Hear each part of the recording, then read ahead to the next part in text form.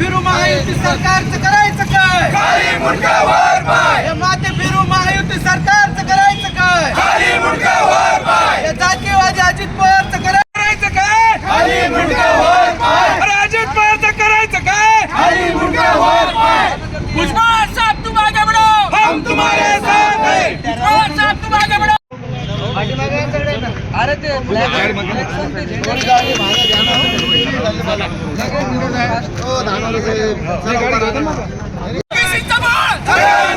जातीवादी अजित पवारचं करायचं काय?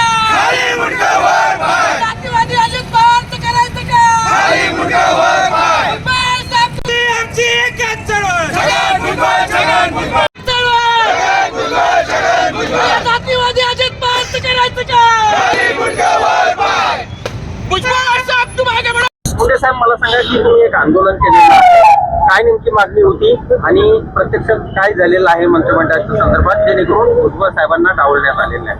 मागच्या 1.5 वर्षापासून, मागच्या सप्टेंबर पासून ज्यावेळेस महाराष्ट्रातील ओबीसीच्या आरक्षणावर गदा आली गेली, त्याच्यामध्ये घुसखोरीचा प्रश्न निर्माण झाला आणि महाराष्ट्रातली ओबीसी भटके विमुक्त समाजाची पहिली एल्गार सभा ज्यावेळेस महाराष्ट्रातील लोकप्रतिनिधी ओबीसीचे कार्यकर्ते यांचे घर जात होते, त्यांच्यावर हल्ले होत होते, अशा वेळेस भुजबळ साहेबांनी या महाराष्ट्रातील ओबीसी आणि भटके विमुक्त समाजाचा आवाज बनून या महाराष्ट्रात एल्गार पुकारला आणि महाराष्ट्रभर ओबीसी भटके विमुक्तांना एकत्र करण्याचं काम केलं. त्यांनी एकत्रकरण करून त्या भुजबळ साहेबांच्या भूमिकेमुळं मागच्या विधानसभा निवडणुकीमध्ये महायुती सरकारला मोठ्या प्रमाणात यश मिळालं आणि आज आम्ही सर्व पक्षीय ओबीसी समाज मिळून या ठिकाणी महायुतीच्या हे जे काही उपमुख्यमंत्री आहेत आणि राष्ट्रवादीचे अध्यक्ष अजित पवार यांनी भुजबळ साहेबांना जे डावलण्याची भूमिका घेतली त्या भूमिकेचा निषेध करण्यासाठी आज आम्ही या ठिकाणी आंदोलन केले. काय डावलण्यात आलं होतं? त्यांना मंत्रिमंडळातून का डावललं याचा प्रश्न आम्हाला आता अनुत्तरित आहे.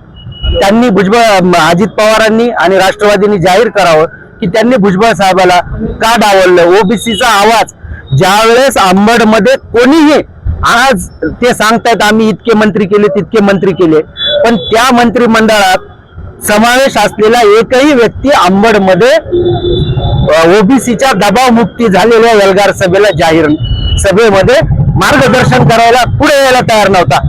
आणि मग तुम्ही अशी बेगडी ओबीसी घेण्यापेक्षा खरा ओबीसी आणि ओबीसीचा बुलंद आवाज असलेले भुजबळ साहेब, पडळकर साहेब आणि वडेट्टीवार साहेब आणि ते सगळे जण होते, जे सर्व पक्षीय सभा होती, त्यापैकी तर कोणीच नाहीये. मग सत्ता कुठे आहे? ओबीसीचा आवाज दबावमुक्तीत ज्या लोकांनी आवाज उचलला त्या लोकांना तुम्ही बाजूला ठेवताय, तुमची मनीषा काय?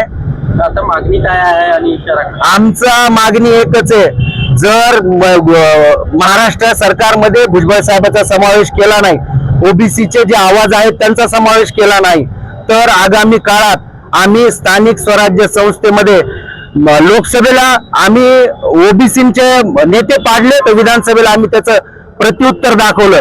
पण आता तुम्ही जर विधानसभेला हेच केलं तर ओबीसी समाज तुम्हाला जिल्हा परिषद, स्थानिक स्वराज्य संस्थेत, महानगरपालिकेत आपली जागा दाखवल्याशिवाय राहणार नाही. महायुतीच्या विरोधात मतदान करायला स्थानिक स्वराज्य संस्था प्रगल्भ समाज आहे. लोकसभेला त्यांचे ओबीसीचे नेते पडले, विधानसभेला ते महायुतीच्या बाजूने आले.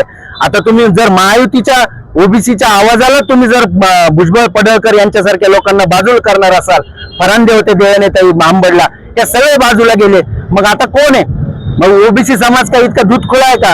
दाखवून देऊ तुम्हाला आम्ही या जिल्हा परिषद, महानगरपालिकेत आम्ही काय करणार आहे ते. थँक्यू.